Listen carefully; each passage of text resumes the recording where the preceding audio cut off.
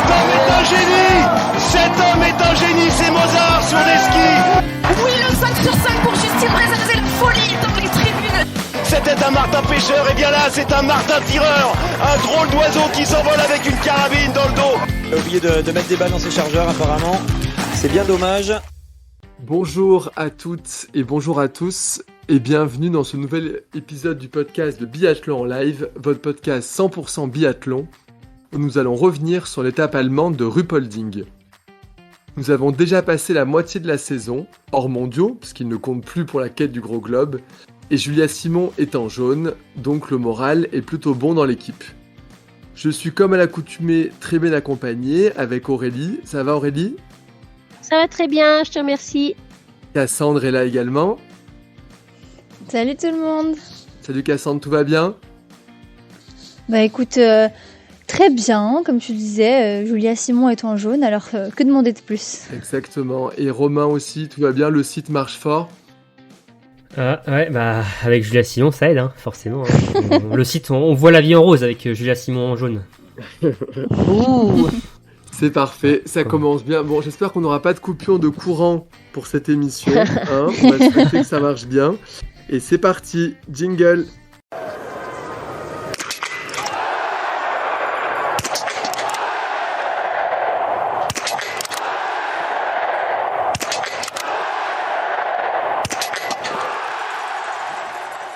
Alors, je vais vous demander quelle est votre course de la semaine ?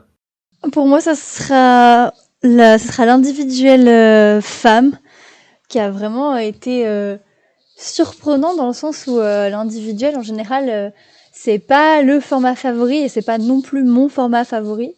Mais là, il y avait vraiment une course de très haut niveau et il y avait vraiment beaucoup de suspense jusqu'à la fin. Parmi les favorites, la victoire pouvait se jouer entre plein de biathlètes et le suspense a vraiment duré, je sais pas, 1 heure, je sais pas exactement combien de temps, mais tout le long c'était haletant si je puis dire, et en plus Lou Jean Monod qui à la fin garde encore plus de suspense en faisant son premier podium individuel en carrière, donc ouais, l'un des plus belles individuels que j'ai vu.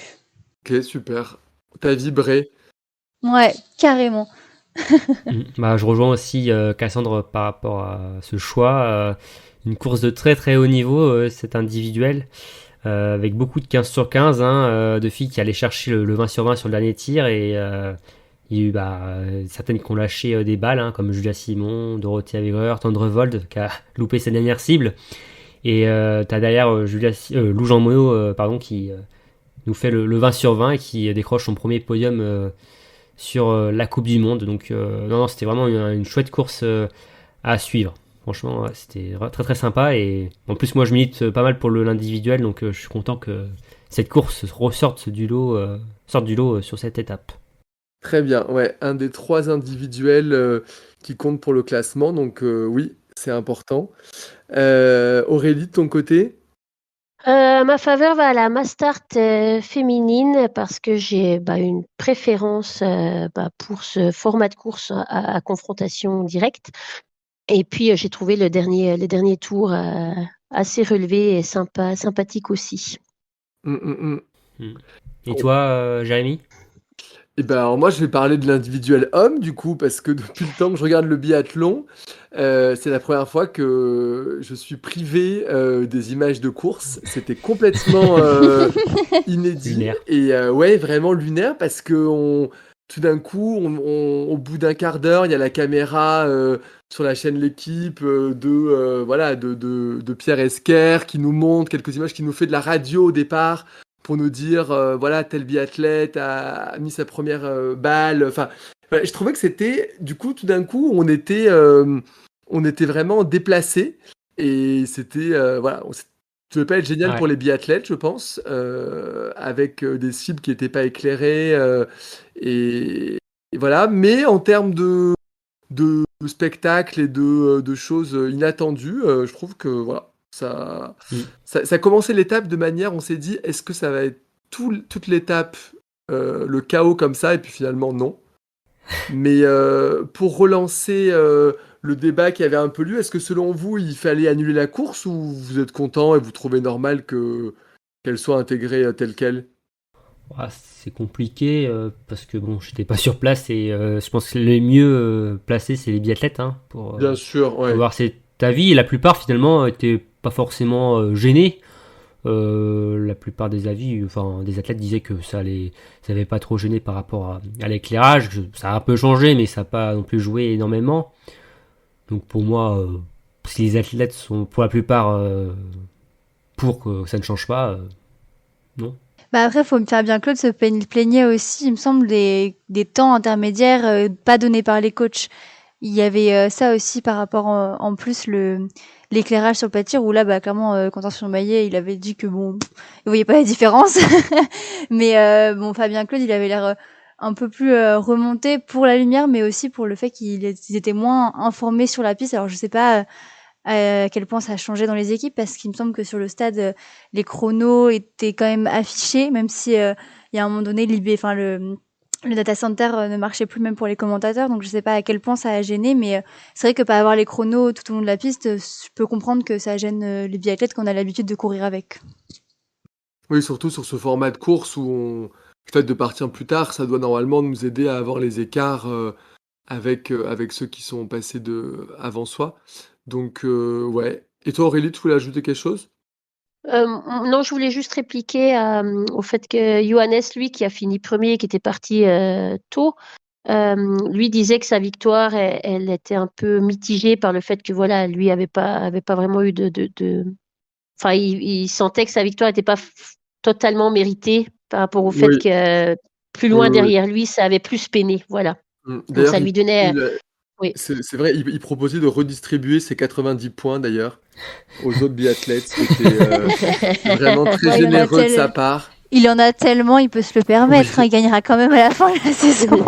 Alors, en tout cas, moi, Il aurait pu. ça m'a pas mal gêné aussi pour le live écrit sur le site, parce qu'on fait des lives écrits pour ceux Ouais, qui ne savent pas sur les courses des courses de semaine, hein, pour ceux qui travaillent. Et bah, j'étais un peu comme un con aussi, hein, entre les images absentes et aussi le data center qui était en panne, en rade. Je pouvais pas dire grand chose non plus, écrire grand chose non plus, donc bon. Mais c'était assez faux clos, ouais, cet individuel. Ouais, c'est vrai. On souhaite quand même que ça se reproduise pas non plus trop souvent, hein, Non, on va parce que éviter, ouais. voilà, c'était pas génial, mais voilà, c'était inédit. Bon, bah très bien. Maintenant, on va donc rentrer dans le vif du sujet avec la Coupe du Monde dames, et on va commencer par nos bleus avec Julia Simon, forcément, hein, éblouissante victorieuse de la Mastart. Qui a le dossard jaune, qui a creusé vraiment l'écart avec Elvira Heuberg, qui en plus était forfait et malade pour la Mastart de dimanche. Donc elle a 141 points d'écart avec Elvira et 218 avec Lisa Vitozzi. Donc la question est simple, c'est est-ce que Julia a plié le match, quoi?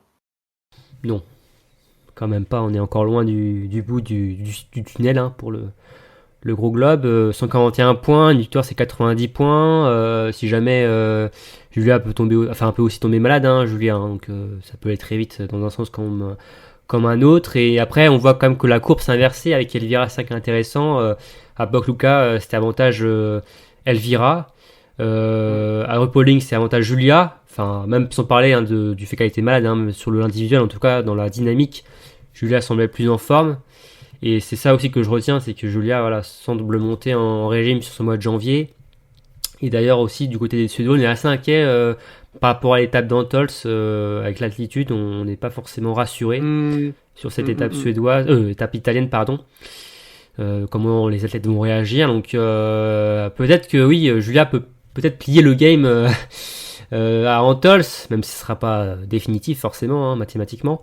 Mais Julia a profité pleinement de l'absence d'Elvira, ça fait partie du jeu, hein, même si on aurait préféré que la Suédoise soit là. Mais non, c'est loin d'être fait encore. Ok, prudence. Moi, j'ai un peu le même avis. Le game n'est pas plié, mais par contre, il faut qu'Elvira, si elle court toujours après le gros globe, elle a plus de points à perdre. Et puis elle est quand même, bon, c'est pas plié, hein, c'est du biathlon comme on dit, mais elle est quand même difficile. Enfin, elle sera quand même difficilement prenable parce que elle a pris beaucoup d'avance sur le classement général, bon, à la faveur du coup du forfait d'Elvira Heuberg, mais elle est quand même extrêmement régulière depuis le début de saison. Elle nous a pas fait de grosses craquantes, de gros mauvais résultats, de grosses mauvaises semaines.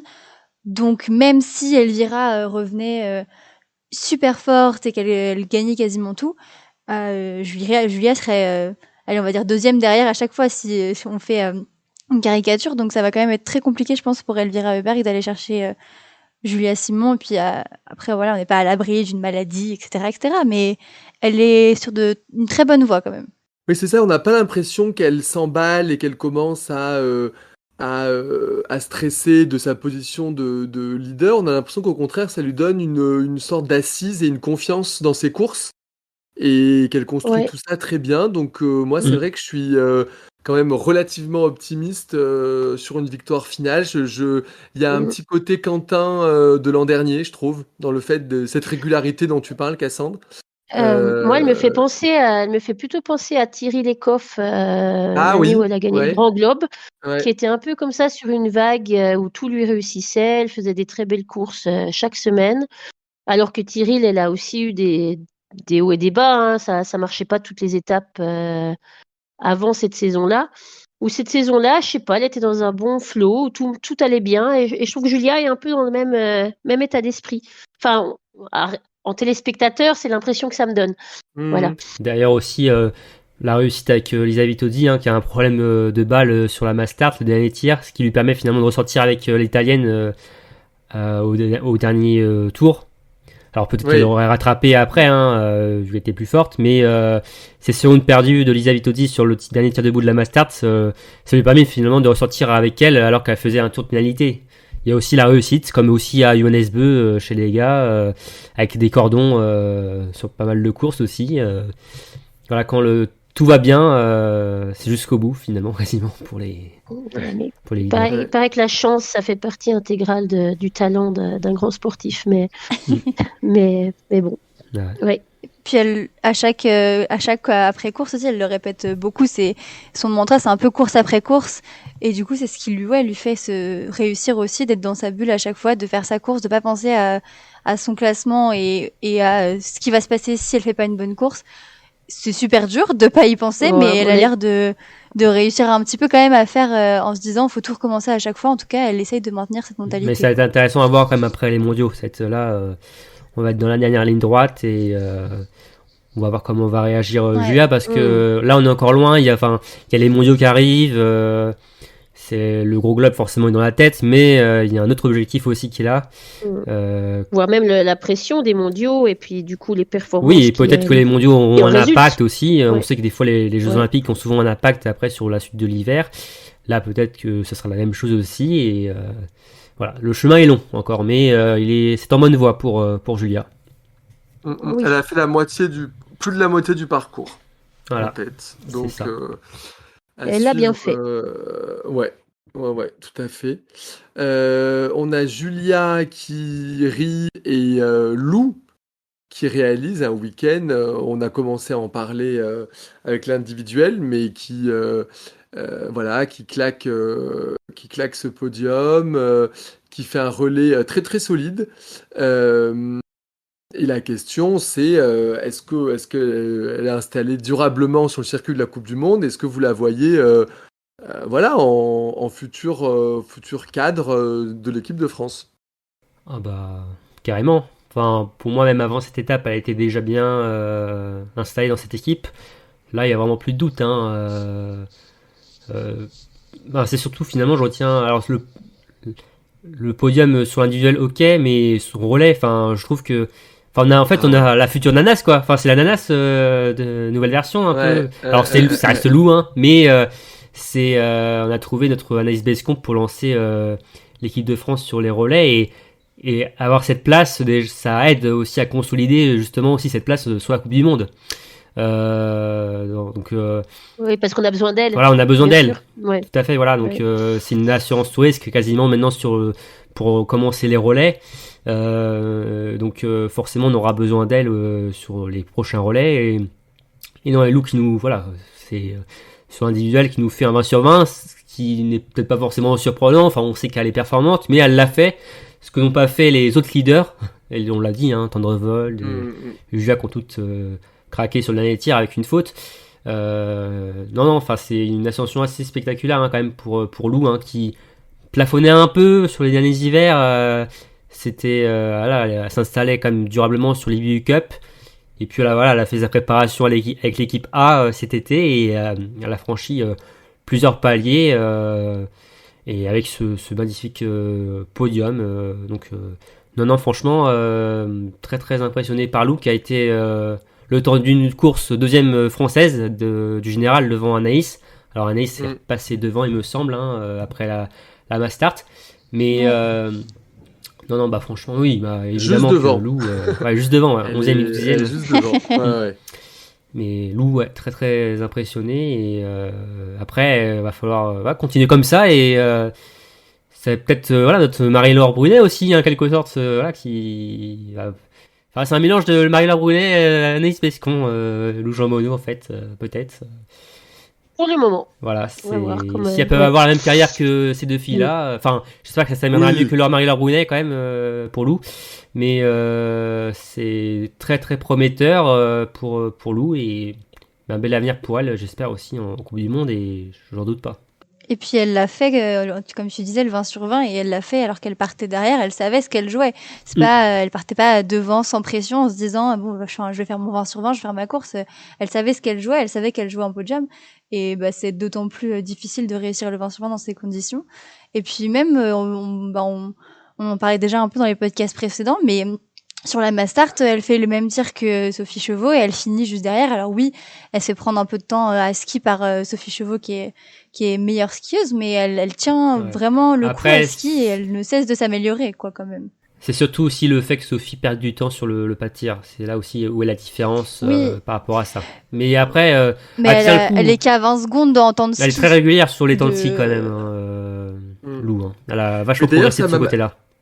C'est vrai, mais d'ailleurs, ça m'a marqué la réaction de Lou après son relais, vraiment 10 sur 10, pas de balle de pioche, etc. Elle a tout de suite dit oui, je mets trop de temps à m'installer, je passe un peu trop de temps à tirer mon coucher. Enfin, on voit qu'elle est dans cette logique de construire son biathlon et de s'améliorer. Et je trouvais que c'était très humble comme réaction. Ouais, elle pensait tout de suite aux axes d'amélioration et elle n'a pas dit, bah voilà, je fais un 10 sur 10, je donne le relais en tête.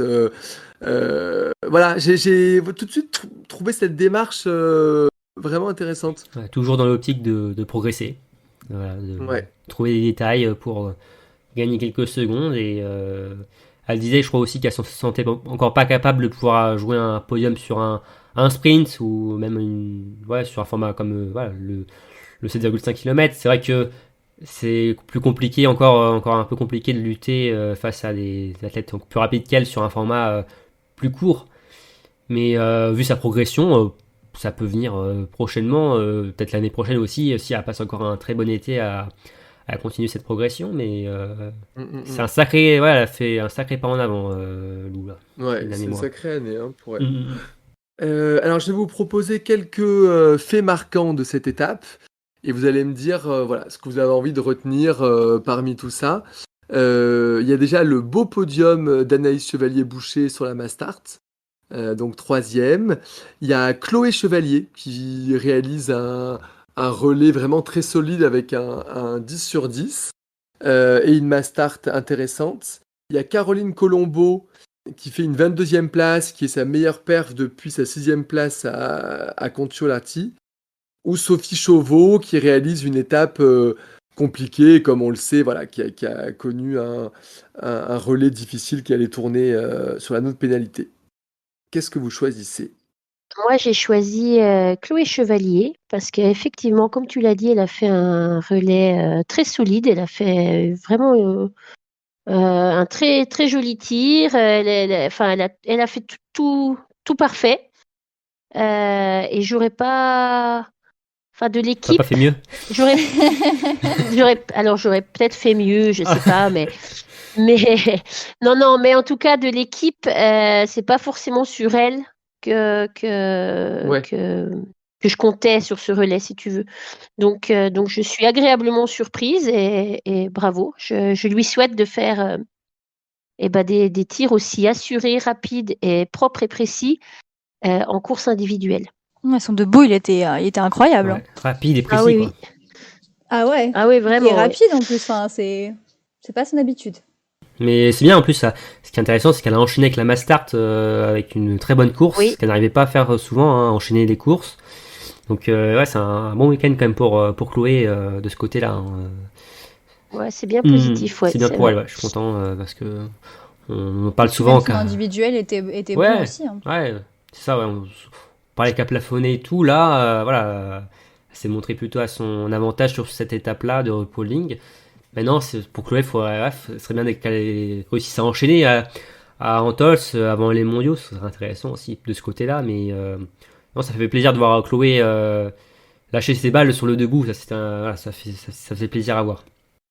On en parlait, hein, le relais qui inhibe certains athlètes comme la grid et au contraire qui en transcende d'autres. Et Chloé Chevalier disait, voilà, moi le relais, ça m'enlève de la pression, il y a les balles de pioche, j'engage, j'y vais quoi. Et ça s'est vraiment senti. Donc je pense que c'est intéressant aussi de choisir des athlètes qui aiment bien ce format quoi, que ça ne stresse pas trop. Ouais, à qui ça réussit. Ah, qui s'est réussi, oui. Ouais, après, ouais, Chloé, elle a jamais non plus c'est pour trop ça, déçu c'est sur les le- relais. Hein. Ouais. Elle a souvent fait ses courses. Elle a pas explosé tous les chronos peut-être, ou voilà, mais elle a toujours été plutôt présente sur les relais, hein, Chloé. Donc Ouais, c'est assez elle a propre. souvent Ouais. fait des courses propres, hein, Chloé. Hein. Mm. Donc c'est pas étonnant, mais là, par contre, elle a fait quand même une super performance, Chloé, sur ce relais-là, pour relancer parfaitement Sophie. Ouais, parlons-en de Sophie.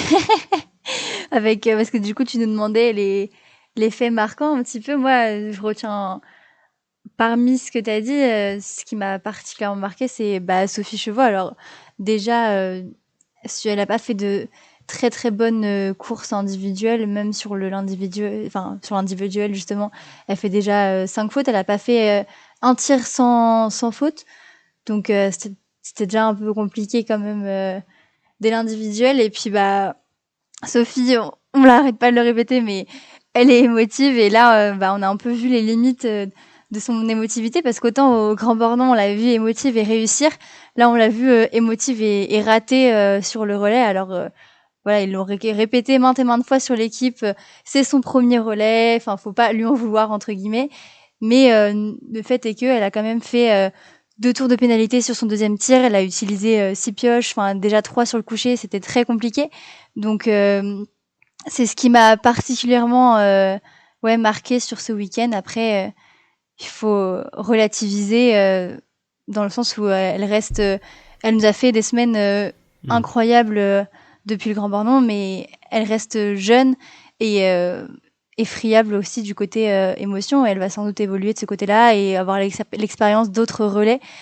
Sans doute pas forcément la semaine prochaine ou aux mondiaux, mais en tout cas, elle en aura forcément d'autres.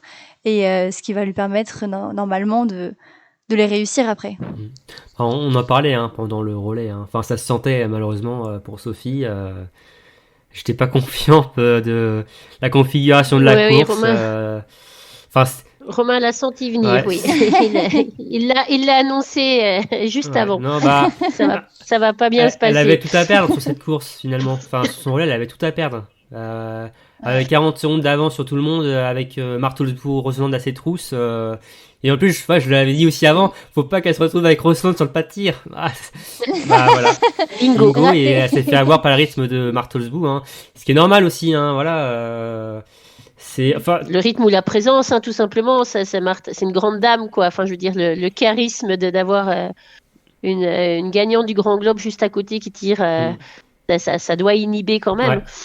Ouais. Et on se sent peut-être pas aussi à la hauteur, c'est un grand mot, mais si c'était quelqu'un de sa génération, ou bon, je serais peut-être dit, c'est bon, je connais, je peux le faire. Oui. Et là, c'est sûr que Roxeland, quand même, c'est quelqu'un, quoi. Elle avait la pression de maintenir le relais en tête avec Rosland, c'est ça le truc, c'est qu'elle se dit, à partir, elle était sur la défensive finalement sur ce tir, hein. Même si elle avait quand même bien commencé avec 2 bonnes balles, c'était bien parti. Et Rosland, elle a continué à enchaîner, et malheureusement pour Sophie, ça a complètement craqué. Et tu vois, une Rebecca Passler, qui a pas plus d'expérience qu'elle sur la Coupe du Monde derrière, elle était seule sur le pas de tir, elle a réussi à faire un sans faute, je crois. Donc voilà, tout était réuni finalement pour que Sophie ne réussisse pas ce relais, mais bon, là, c'est l'apprentissage, un dur apprentissage pour Sophie qui s'est quand même plutôt après bien repris sur la Mastart. Oui. Il y a 4 fautes, certes, mais 12e. Voilà, 12e d'une Mastart, c'est quand même Ouais, pas ouais, si mal. Hein. Voilà, faut savoir que Sophie était pas en Coupe du Monde il y a encore quelques semaines, qu'elle était avec le groupe B. Voilà, c'est un week-end compliqué quand même, nerveusement, mentalement pour elle, mais qui lui servira pour la suite.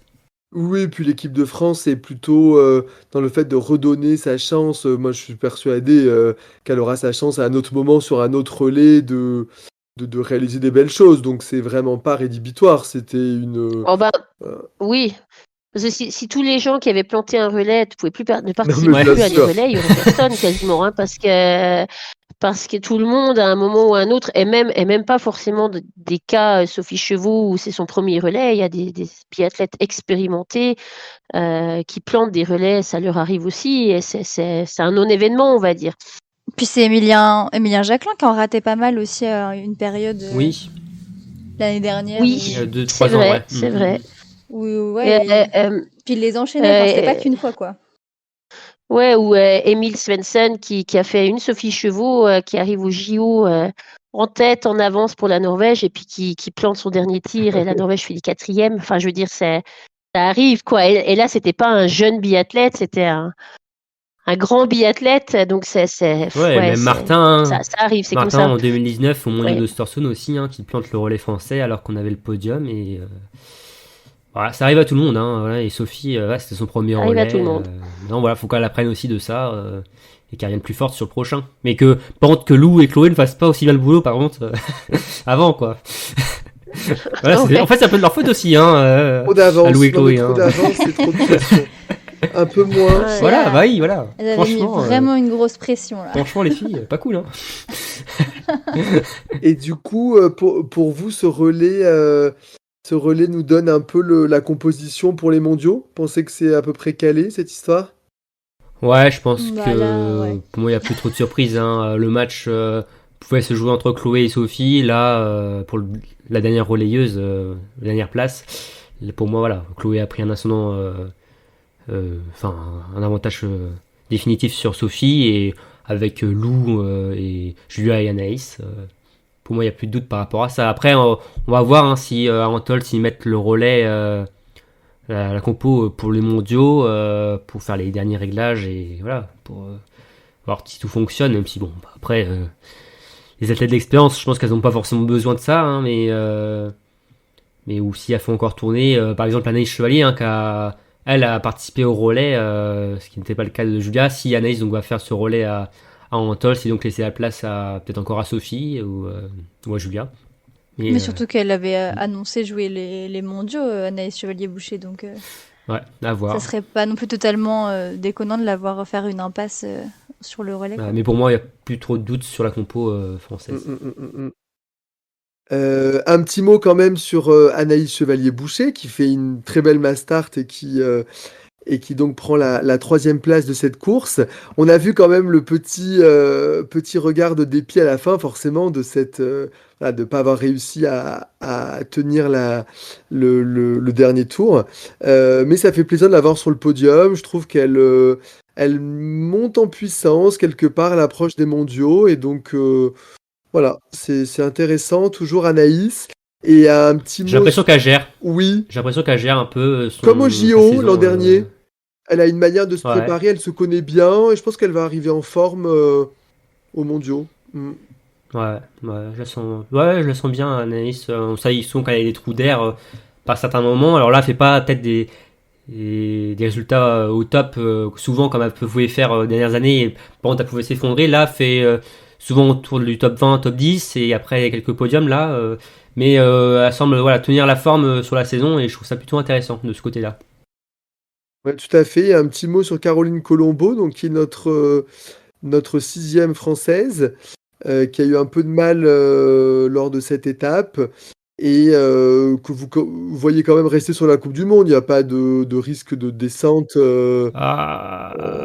Bah là, ça commence à chauffer pour Caroline. Hein. Malheureusement, Déjà, elle est sortie du top 25 de la Coupe du Monde. Elle est plus dans les 25 premières, elle est 26e. Et t'as de l'autre côté, on en parlera tout à l'heure, hein, mais Paula, hein, qui a gagné Ouais, c'est ça. sur l'IBU Cup, Ouais. qui a fait aussi une 3e place, une 4e place. Pour moi, si Paula monte et Caroline descend, ce serait pas un scandale. Hein, Mm. On n'arrête pas d'en parler de Caroline Colombo. Enfin, ça fait quand même depuis quelques semaines où il y a cette question des performances plutôt mitigées de Caroline Colombo. En fait, la dernière fois où on en a parlé en bien, entre guillemets, c'était pour sa cérémonie des fleurs en début de saison. Et depuis, ça fait que descendre ou stagner, mais pas au bon endroit dans le classement pour elle. Donc, c'est vrai qu'à force de se demander, il y a un moment donné où ça va plus et elle a passer, fait le quoi. break sur. Chloé a fait le break sur Caroline aussi. Hein. On plaçait un peu les deux en même temps, Oui. à la même place. Là, Chloé a fait le break par rapport à elle s'est positionnée comme 5e athlète. Ouais. Pour Caroline, c'est un peu compliqué. Qui n'a pas fait mieux comme une 22e place depuis sa 6e place à Conchoarty. Donc, c'est un peu compliqué pour Caroline quand même ces derniers temps. Bon, on suivra la composition sur le site de Biathlon Live, la composition de l'équipe de Tout à France féminine pour l'étape d'Antols. Je vous propose qu'on passe donc à la planète biathlon. Et comment ne pas évoquer Lisa Vitozzi qui nous réalise une semaine absolument incroyable après une semaine ratée. Donc un individuel parfait, un très bon relais, la 2e place de la Mastart. Est-ce que Lisa est partie pour nous réaliser une grande saison, peut-être rester sur le podium du général? Bah moi je pense que oui, parce que elle nous a déjà fait sa craquante, ça y est c'est bon. Elle a pas envie de la refaire.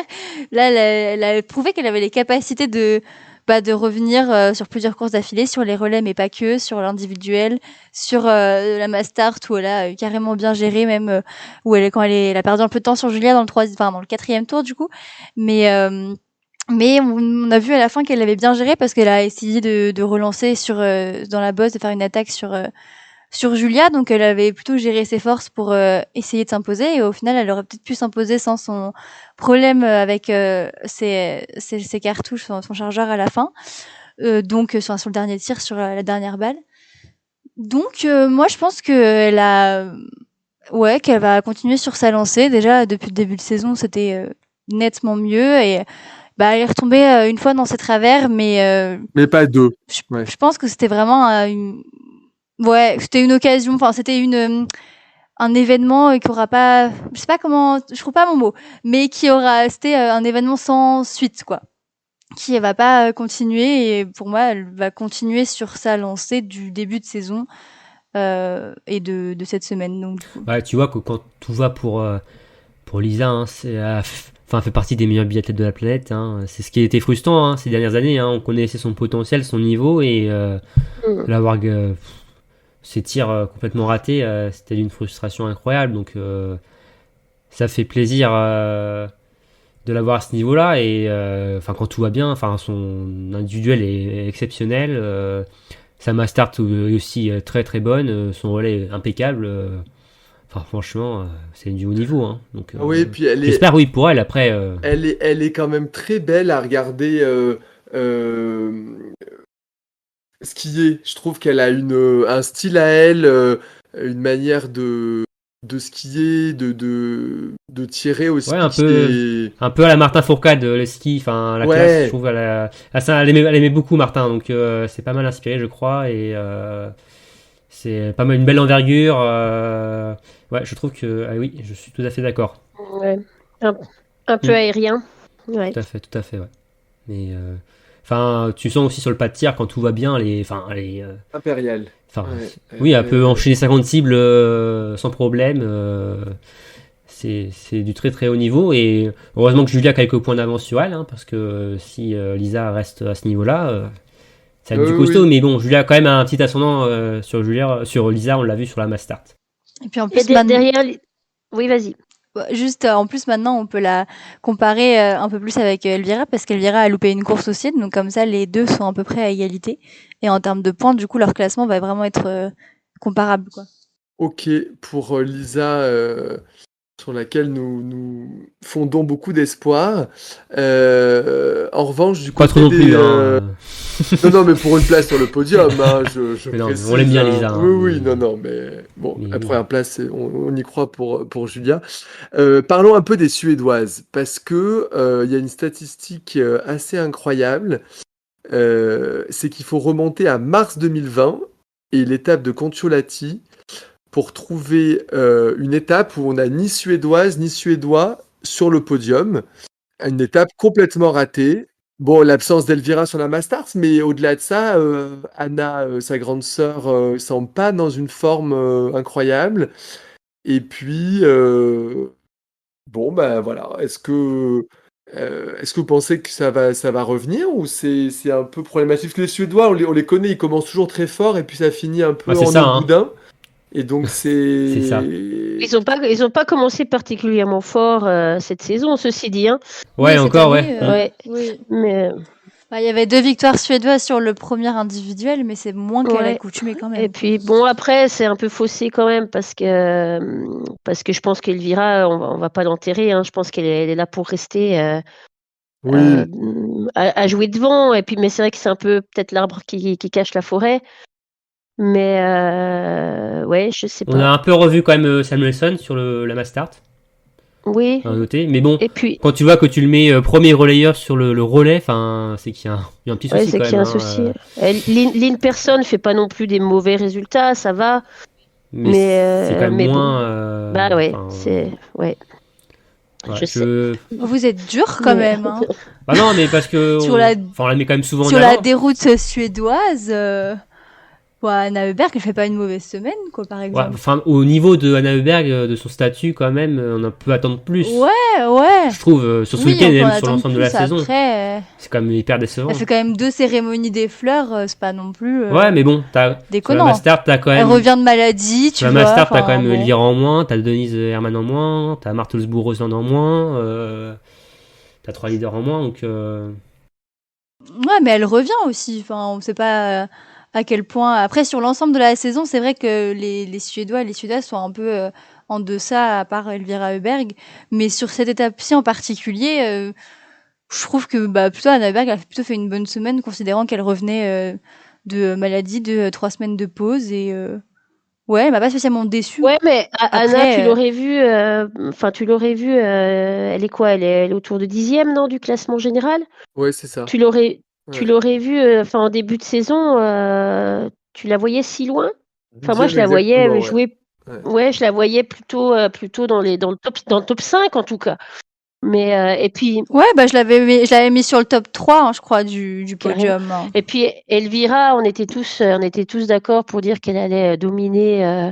Alors après, c'est Julia, tant mieux. Mais c'est vrai qu'Elvira, même si elle fait de très bons résultats et que je pense qu'elle va finir, elle va faire une très bonne fin de saison aussi. Mais c'est vrai qu'elle n'est pas du tout dominante comme il avait été annoncé ou attendu, je sais pas. Enfin, je sais pas. Mais bon, à la rigueur, c'est à la faveur de Julia, donc on va pas se Et le plaindre. truc, c'est que. Mais Le truc, c'est que les Suédois parlent beaucoup aussi. oui, en c'est amont. vrai. Il y a peut-être. Oh, Donc, ils ont fait ça les filles, je sais pas trop. Elvira. Ah non, mais surtout aussi les médias aussi. Ouais, peut-être les journalistes plutôt. Ouais, suédois. peut-être. Ouais. Donc, qui avait beaucoup vanté Elvira qui allait être supersonique. Autant CB, il Qui- parle beaucoup, il devrait apprendre à se taire un petit peu de temps en temps. Autant les filles, je sais pas, mais bon. Non, mais après, En tout cas, faudra compter sur eux. non, juste. Non, non rien, mais il faudra juste compter quand même sur eux au mondiaux, quoi. Voilà, ça c'est sûr. Mais Ah oui, je c'est- pense. Oui. Je pense notamment que- sur le relais, mais féminin, et même aussi mixte, hein, surtout. Mais Ouais. ça reste quand même décevant, quand même, pour moi, de ce côté-là. Et bien moi j'ai envie de vous parler des Norvégiennes qui ont gagné le relais samedi et qui voient dans le retour dans leur rang de Marté. Est-ce que pour vous elles deviennent ainsi les favorites pour remporter le relais aux mondiaux d'Oberhof? Non. Je dirais non parce que Caroline Knotten et Ragnhild Femstonvik, c'est pas l'assurance tout risque, je trouve, pour commencer. Alors après, je sais pas comment ce sera la disposition du relais. Ce sera aussi elle, sur le relais, mais ça reste quand même assez friable, peut-être pour les deux premières. Knoten, c'est quand même sur les skis, c'est quand même assez compliqué. Femstenevik sur le tir, c'est pas non plus la totale assurance. Après, si ça passe, c'est clair que quand t'as Roseland et Tendrevold derrière, bon là, oui, peut-être ta passe d'outsider à favorite. Ouais. Mais Sans après, pour moi, honnêtement, je j'aurais peut-être pas pensé dire ça en début de saison, mais je vois peut-être plus la France quand même favorite. Pour moi aussi, Tu l'as- même avis. Ouais. Alors, Ouais. on avait dit ça aussi je crois pour les jeux, hein, donc bon, on va rester calme, serein. Ouais, mais par rapport bon, à ça, Mais mais je trouve que l'Italie, enfin que la Norvège et l'Italie, ils ont un peu un profil similaire avec deux maillons faibles entre guillemets et deux grandes leaders et que si les maillons faibles passent, ouais, d'un coup ça C'est joue ça. podium, sinon pas du tout quoi. c'est ça exactement. Mais ouais, pour moi la France, avec tu me l'as dit avec Lou Jean Monod qui sont une assurance touriste, qui en plus derrière t'as Julia, Anaïs et les deux leaders qui sont plutôt en forme sur les relais dernièrement et Chloé qui est plutôt là. Donc attention, il y a la Suède aussi. Enfin, c'est très ouvert hein, chez les filles. Hein, malgré l'absence des Russes ou même des Biélorusses, c'est très difficile à dégager une équipe favorite. On l'a vu encore sur le relais de repolling. Hein, il y a quand même pas mal d'équipes qui étaient regroupées. Donc pour moi, non, la Norvège n'est pas favorite.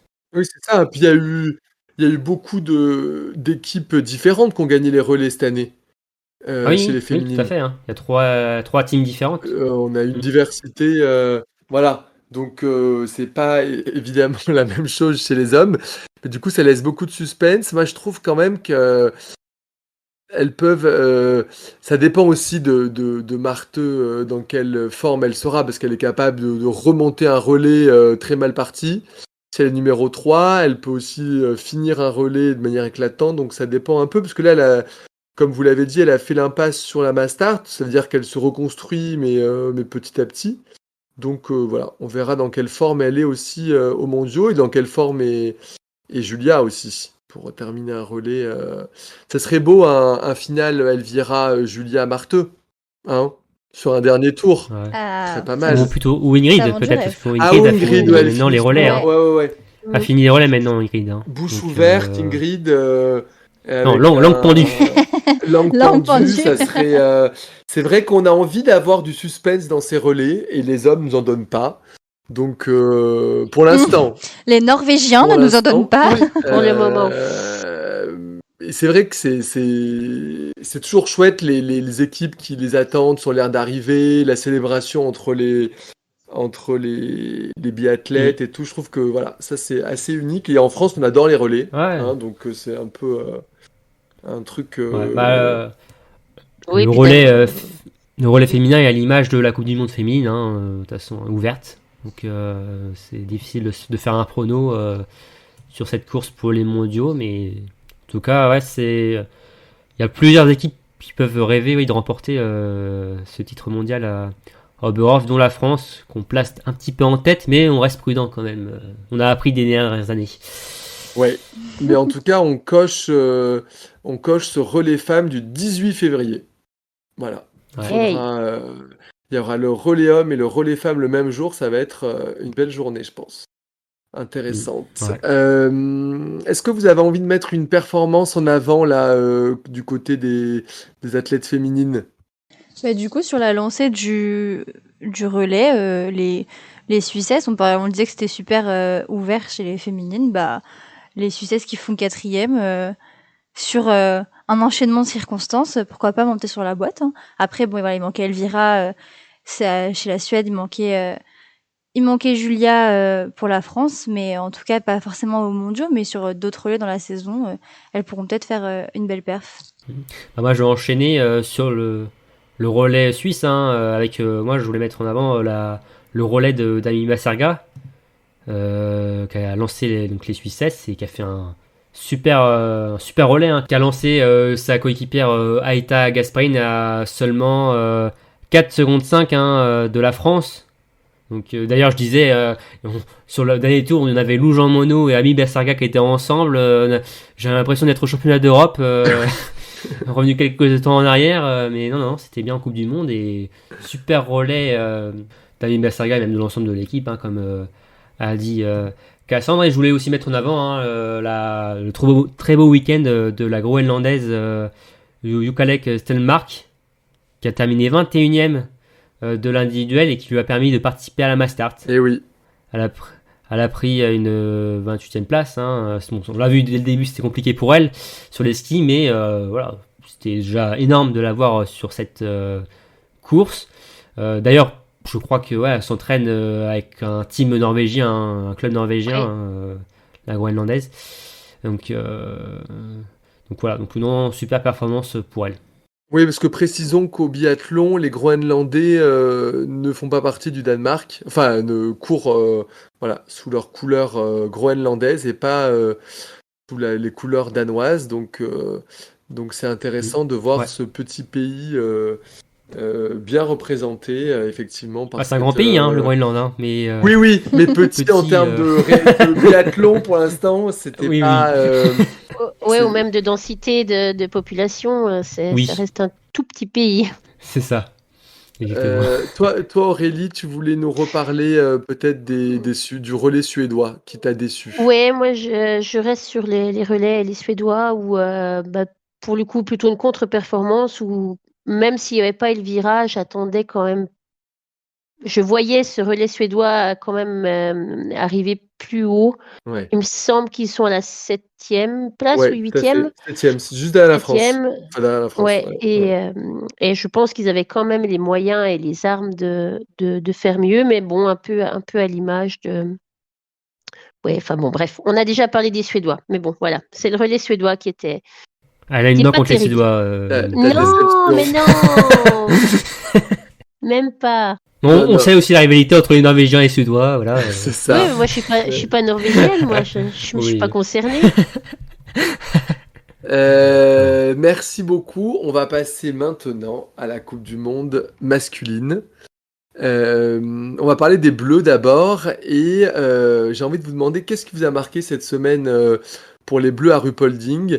Est-ce que c'est plutôt la performance d'Emilien Jacquelin sur la Mastart? Est-ce que c'est le relais formidable d'Éric Perrault? Est-ce que c'est la bonne forme de Fabien Claude? Ou les performances toujours un peu en demi-teinte de Quentin Fillon-Maillet? Moi, c'est le retour gagnant d'Emilien. Ouais. Enfin, gagnant, mais enfin, c'est un beau retour. Fleuri, un retour fleuri. Voilà, un retour fleuri. Et bon, Emilien, ça reste quand même un petit peu un mystère pour moi. J'avoue que bon, on ne sait jamais vraiment trop à quoi s'attendre. On ne sait pas trop où il va non plus. Mais bon, visiblement, la petite pause a fait son effet. Il est revenu, bien revenu. Il avait l'air heureux. Donc, voilà. Je partage tout à fait ton point de vue. Merci, c'est bien aimable. Moi, je vais mettre en avant la performance d'Eric, qui, depuis ses week-ends compliqués au commandant et à Orpheus, est reparti sur de nouvelles bases et il est reparti sur une nouvelle vague, un nouvel élan très positif avec ses performances en Coupe de France, l'IB Cup où il a remporté toutes les courses. Et là, il enchaîne avec une belle étape de Coupe du Monde, avec aussi un très bel individuel où il prend la 21e place, il me semble. 18 sur 20, un beau 18. Ouais, avec un 18 sur 20. Ouais. Voilà, et ce qui lui a permis aussi de gagner sa place pour le relais, mais aussi pour l'étape d'Antols directement. Et il fait un super relais où il fait vaciller sur l'homme la grid. Non, franchement, une très très belle réaction. Il a tiré d'Eric, vite, hein. Il a tiré vite et bien. C'était vite et bien et c'était très beau. Très très belle réaction de. Il aurait mérité la Mastart. Hein. C'était d'ailleurs c'est pas joué à grand chose. Très rare qu'il n'y ait pas de remplaçant appelé. Il était premier remplaçant et on l'a vu vraiment dégoûté après l'Indiv quand il a su qu'il la ferait pas. Moi, j'y ai cru un petit peu jusqu'au bout, mais non, ça a tenu. Mais voilà, il aurait mérité quand même. Il a fait un super week-end, Ça s'est joué pour 1 seconde 7, malheureusement pour Eric. Et juste aussi pour Quentin, on se posait la question la dernière fois si sa saison était enfin lancée, sa saison de podium. Et malheureusement, on a vu que c'était encore un peu compliqué pour Quentin sur les skis et même sur le tir au niveau de la Mastart. C'était C'était encore pas ça hein, pour jouer aux avant-postes. Hein. Ah ouais, moi, je me repasse des courses de l'an dernier, et c'est le même Quentin, et il a pas perdu sa technique, évidemment, etc. Et il y a juste tout qui bascule pas. Il y a une faute de trop à chaque fois. Il y a un petit. C'est assez inexplicable quand même. Ou vraiment, là, il est plus dans le top 10. Enfin. Ouais, mais il n'est pas du tout au même niveau de confiance qu'il pouvait avoir la saison dernière. Je pense que ça joue énormément pour Ouais, le tir, quoi. ouais. L'année dernière, tout lui réussissait, quoi. Donc là, c'est sûr que c'est Bah, plus on en compliqué. parlait avec Julien, hein, finalement, hein, quand tout va bien. Ouais. Voilà, Ouais. c'est... C'est ça. C'est plus facile d'aller bien quand tout va bien, voilà. Mais ouais, c'est dommage. Ouais, c'est très dommage, mais voilà, on espère que ça va repartir. Cassandre, qu'est-ce que tu penses? Tu penses qu'Emilien revient bien là pour défendre son titre aux mondiaux? Ben, en prenant en compte que c'est des courses entre guillemets d'un jour, bon en l'occurrence la poursuite c'est plutôt une course de 2 jours, mais en prenant en compte qu'il revient avec de l'envie et que ça demande moins un investissement, enfin bien sûr pour performer ça demande un investissement de tous les jours, mais c'est pas le fruit de plusieurs courses d'affilée réussies de plusieurs étapes. Je me dis il va essayer de le jouer. Après, bon, j'avoue que je le vois pas dans son état actuel faire la triplette, même si enfin depuis on compte pas les JO, mais faire la triplette mondiale. Je le vois pas faire un triplé parce que justement c'est quand même 2 courses d'affilée qu'il faut réussir. Donc il a plus de chances que sur jouer un général ou un Ouais. podium de général d'essayer de conserver ce titre. Mais je pense que ça va être quand même compliqué, notamment quand on voit un certain Johannes Beu qui met 50 secondes à tout le monde. 50 secondes x 2, ça fait beaucoup. Donc je pense que c'est très compliqué. Ouais, ce sera Johannes Beu qui aura la décision finalement. Hein. Ouais. S'il veut laisser gagner ou pas Emilien, quoi. Parce qu'on en est là, quoi. Ouais, sur toutes les courses, il Ouais. aura un peu la C'est ça, décision. exactement. Et qui, selon vous, du coup, va faire les frais du retour d'Emilien pour le relais par rapport à la composition qu'on a eue cette semaine?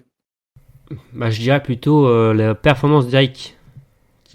Parce que qu'Emilien est sur le relais, je pense que pour moi, il n'y a pas de problème par rapport à ça. Hein. Ça change rien de ce qui se passait auparavant. Mais c'est surtout le fait qu'Eric a fait un bon relais, un bon week-end. Et à côté de ça, t'as Antonin, c'était beaucoup plus compliqué. Lui aussi, comme Sophie, a fait un relais difficile. Ouais. En plus, on voit qu'Eric, là, s'installe très bien sur le poste de premier relayeur. Ce qui est le poste d'Antonin à la base. Donc Antonin, ouais, pour Antonin, c'était aussi un peu compliqué pour lui. Et il l'a dit, c'est que quand il y a de l'enjeu, ça devient un peu plus... Le stress. Ça, Ouais. ça stresse. Ouais. Donc si tu peux pas le mettre premier parce qu'il y a Eric, tu le mets pas, quoi. Enfin, je sais pas, c'est... Oui, Ouais, je pense que c'est pour- la personne la plus en danger pour, Bah oui. effectivement, pour les relais, hein. Clairement. Parce que pour moi, Emilien, si tu veux gagner, si tu veux être champion du monde, faut mettre Emilien. Pour moi, il n'y a pas de doute, hein, par rapport à ça. Si tu veux être champion du monde, tu mets Emilien Jacquelin. C'est Ah oui, obligé. oui, mais on est d'accord, hein. Oui.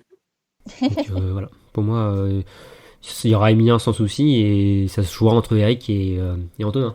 Oui, et puis c'est un peu triste à dire, mais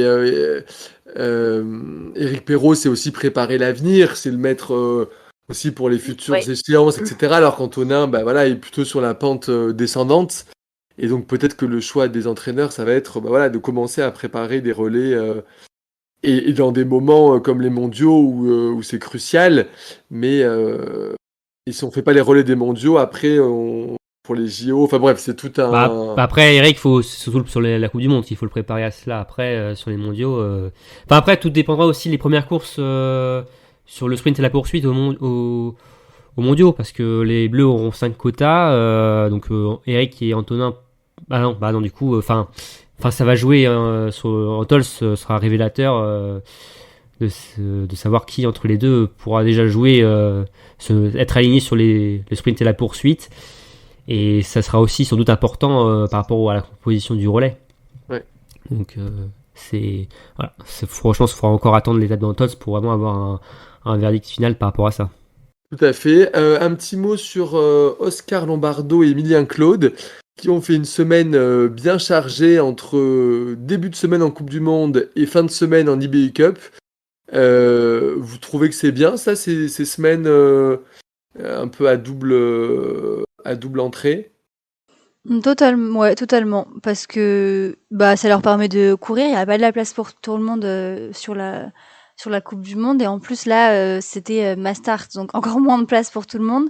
Et relais, donc pareil, il n'y avait que quatre possibilités.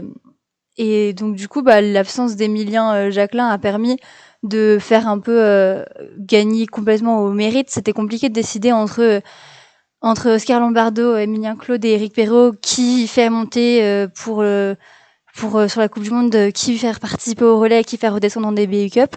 Donc au moins là, ils ont pu se battre à la loyale. Et le meilleur est resté. Donc je trouve que au moins il n'y a pas de discussion, il n'y a pas de polémique possible. Et comme ça, les deux autres ont pu directement aller se battre entre eux pour espérer récupérer une place aussi pour la semaine prochaine. Donc je pense que c'était la meilleure des Ouais, mais solutions. en plus, ils pouvaient pas courir à Repolling, hein, c'était pas sur le relais, pas sur la Mastart. Ils pouvaient pas non plus s'entraîner en Allemagne. Donc c'était tout bénef qui retourne en IBU Cup pour qu'on continue à concourir. Hein. Pour moi, c'est une bonne décision, je trouve, de ce côté-là. Oui, puis je crois que c'est Emilien qui disait que lui, de toute façon, il voulait faire des courses, construire son biathlon, et que ce soit l'IBU Cup ou la Coupe du Monde, pour lui, c'était toujours des courses, et c'est ce qu'a bien montré aussi Eric Perrault, qui s'est pas vexé, entre guillemets, d'être redescendu. Il a gagné ses courses, il a regagné sa place, et donc ouais, c'est une fluidité intéressante. Et on parlera après des résultats d'Emilien et d'Oscar, justement, en vue dans le Tols, parce qu'il y a une 6ème place en jeu pour l'étape italienne. C'est oui. Ce qui arrive là. Et oui. Petit teaser, ce sera à la fin du podcast. Là maintenant, on va parler de la planète biathlon et on va parler évidemment de Johannes Bö. La planète Norvège, tu veux dire? L'incroyable Bö. Voilà. Ouais, c'est ça. Oui, sur effet, ouais. L'extraterrestre Johannes qui a qui écrase vraiment tout cette année. Et moi, je voulais vous demander si, selon vous, est-ce qu'il est vraiment, vraiment au-dessus du lot, ou c'est que la concurrence cette année est un peu moins forte, ce qui explique qu'il est 20 secondes par tour en moyenne, quoi. Pour moi, c'est les deux. Ah oui. Oui, pour moi aussi. Oui. Ouais. Pour moi, les deux. Alors, certes, Johannes, pour moi, il est incontestablement le biathlète le plus fort cette saison. Pas de problème par rapport à ça. Mais je suis désolé, mais la France, même la Suède, pour moi, ne sont pas au niveau qu'ils étaient ces dernières années. Les leaders ne répondent pas autant qu'espérés. Évidemment, je pense à Quentin, on pense à Samuelsson. Et je vais prendre l'exemple aussi de l'individuel. L'individuel, Johannes ouvre la porte. Il fait 3 fautes. Et malheureusement, personne n'en profite. Ouais, il fait 3 fautes. Johannes, il gagne parce que il gagne uniquement pour. 2 fautes sur l'individuel. Oui, il gagne uniquement sur ses temps en ski, sur ses capacités à skier très très vite. Parce qu'en tir, il n'est pas exceptionnel, il n'est pas incroyable, il n'est pas. Comment dire, il n'est pas au-dessus du lot pour le coup. Ouais. Il a 89%. Ouais. Voilà. Johannes. Oui, mais donc voilà, mais il n'est pas au-dessus du lot comme tu disais, Jérémy. Après, c'est pas un mauvais tireur non plus, mais il y a rien d'exceptionnel sur son tir, on va dire. Par contre, il est très très très très très rapide et ça lui permet justement de rater des balles et de même pas être inquiété, quoi. C'est ça qui est assez incroyable. Mais moi, je suis du même avis que Romain. Je pense que oui, il est au-dessus du lot à ski, largement, et entre autres aussi parce qu'il y a un manque d'adversité qui fait qu'il n'y a pas de concurrent à sa taille. Et même lui le dit et le regrette même, qu'il préférait être plus à la bagarre avec des adversaires plus forts. Yakov Fak qui fait 3ème de l'individuel. Alors j'aime bien Yakov Fak, mais bon, il était quand même bien en retrait ces dernières années. c'est que tu vois les autres leaders ne répondent pas quoi. C'est ça le souci aussi Ouais, de ce côté-là. c'est vrai. Ils ne profitent pas des heures de Johannes. En plus, on était sur un week-end où on pouvait clairement le battre. On sait que sur les sprints poursuites, c'est très compliqué. Là, tu as un individuel, une mass start. C'est les courses là où on peut pourquoi pas le titiller. Et il a ouvert des portes. Mais malheureusement, personne n'en a profité. Et c'est dommage. Voilà. Mais bon, c'est Personne plus n'a fort, eu quand même. personne n'a les capacités d'en profiter, surtout, je pense. Il y a un peu de ça aussi. Moi, je le considère quand même au-dessus du lot parce que le biathlon, c'est les deux, c'est le tir et le ski. En tir, il est très très bon. Et en ski, il est excellent, ce qui fait que ça fait un mélange entre très bon et excellent. Je sais pas ce qu'il faudrait trouver comme mot, mais c'est du très haut niveau. Et que, oui, peut-être par rapport aux autres nations, on pourrait se poser la question, mais en tout cas, au sein de son équipe, au sein de la Norvège, moi, je trouve que tous ses coéquipiers, ils sont à leur maximum et qu'il est quand même au-dessus du lot. Donc, c'est pour ça que je considère plutôt qu'il est au-dessus du lot et que, cette année, que personne ne peut Non, l'atteindre. mais il l'est, hein. Moi, je suis d'accord avec toi. Il est au-dessus du lot, c'est certain. Mais le reste du lot reste aussi peut-être plus faible que ce que ça a pu être certaines saisons. Mais Martin a eu des saisons comme ça aussi où il n'y avait pas de vrai adversaire à sa taille. Je me souviens 2016-2017. Ouais. oui, voilà, par exemple, Mm. où il y avait un gap énorme entre Martin et puis le reste du circuit, quoi. Mm. Ça arrive. Ouais, mais dans ce sens-là, c'est vrai ça nous pesait moins. Oui, ça allait mieux. On le vivait mieux, bizarrement. C'est très étonnant. Ouais. Bon, on a vu que le relais norvégien était pas exempt de toute petite faiblesse. On a vu la grid sur la note pénalité. Est-ce que vous pensez que dans la perspective des mondiaux, toujours, on peut les battre, les Norvégiens, enfin? Et en tout cas, ils ont tout à perdre, eux. Nous, Oui. on a tout à gagner. Ouais. Toutes les équipes ont tout à gagner. Eux, ils ont tout à perdre.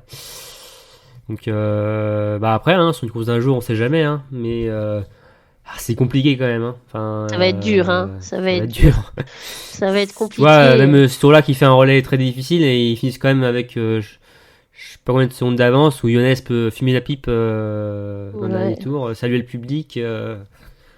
Voilà. Enfin, ils sont les très très très très grands favoris, mais en tout cas, c'est intéressant de voir que ce tour-là en relais. Est-ce qu'ils vont très le fiable. changer? Ouais. Ça a fait penser un peu à Younes Dalleux aussi qui plantait les relais. D'ailleurs, la France a gagné le relais en 2020 à Antols, mais on se souvient que la Norvège était pas loin, mais avait fini pas loin derrière, mais qui avait vite rattrapé le retard pris par Younes Dalleux qui était allé sur la note pénalité. Mais bon, la France avait quand même gagné.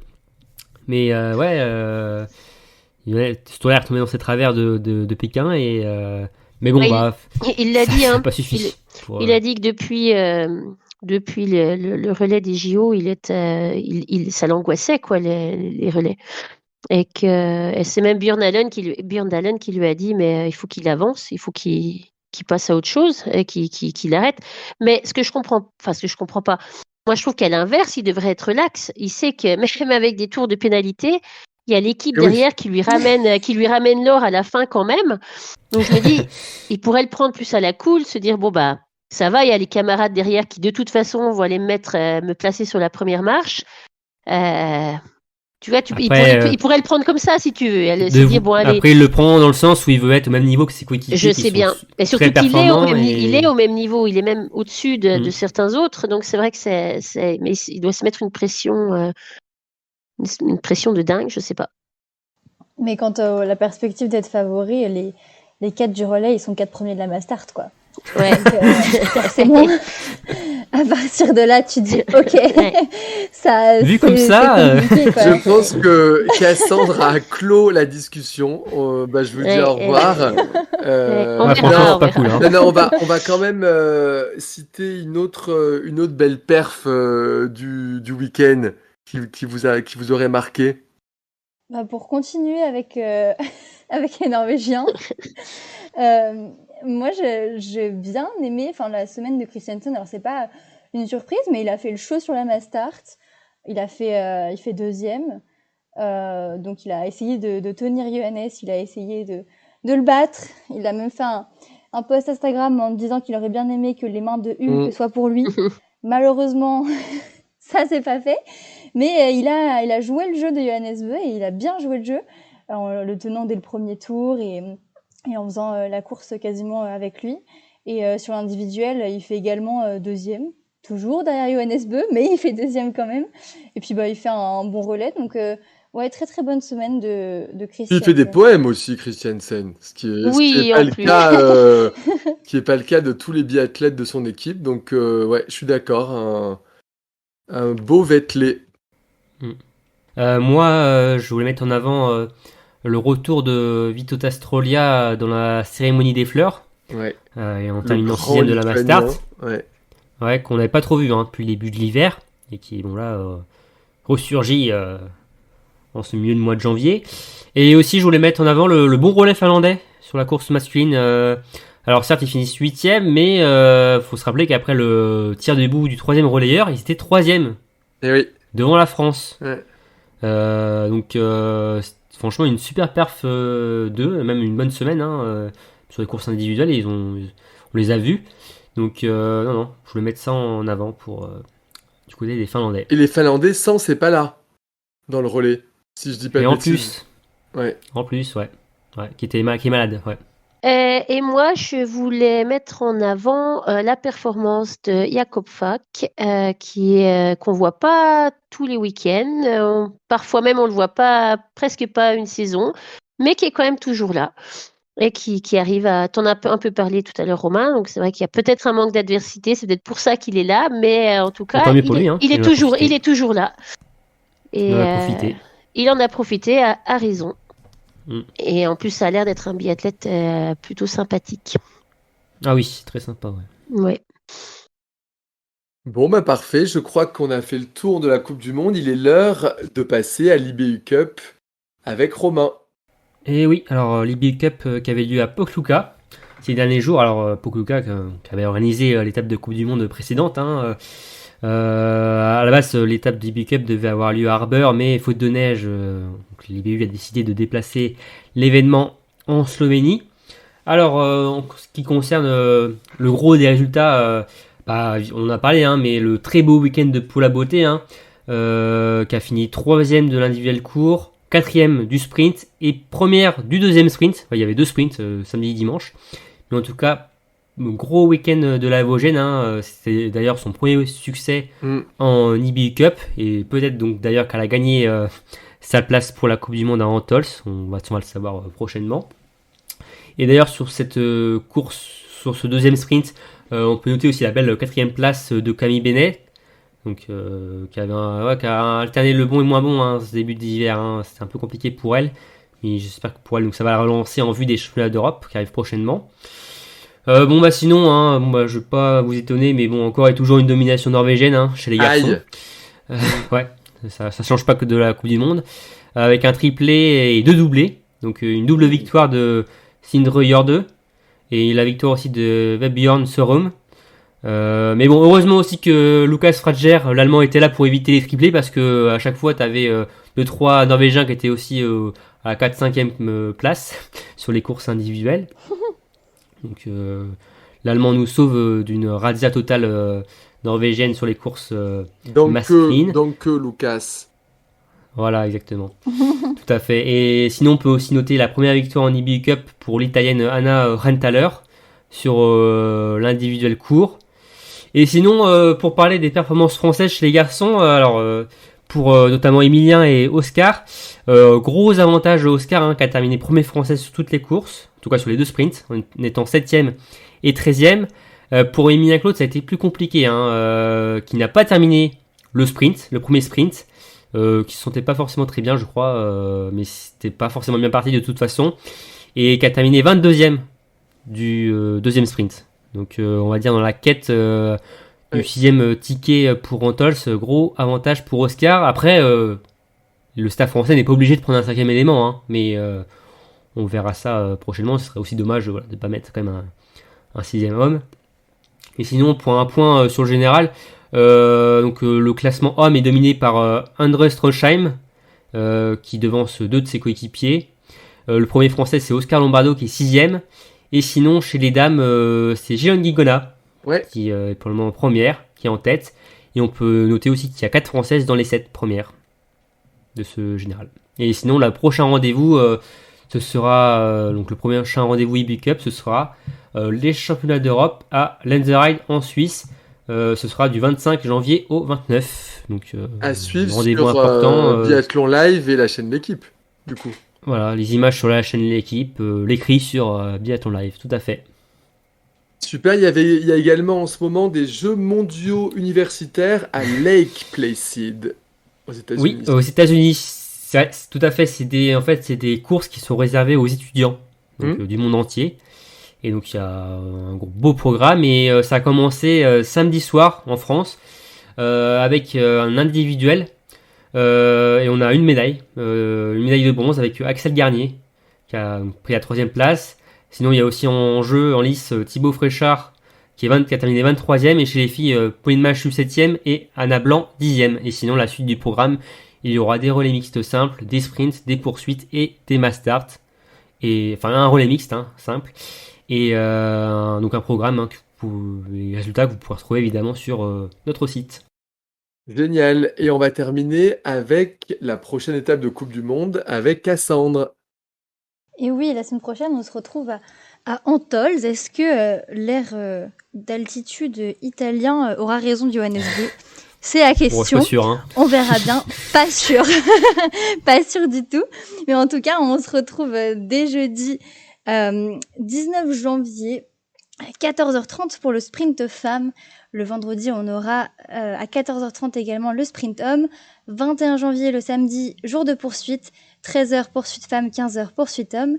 Et enfin, la dernière répétition générale des relais avant les mondiaux.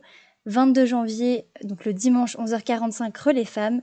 Et 14h30, le relais hommes. Ben, c'est bien noté. On a hâte déjà de vivre cette prochaine étape. Merci beaucoup à tous les trois. C'était toujours très Merci, instructif. Jérémy. Merci à toi. Je vous souhaite, ainsi qu'aux auditeurs, une très bonne semaine. Et je vous dis à très vite sur le podcast de Biathlon Live. Salut, salut! Salut! Salut! Salut!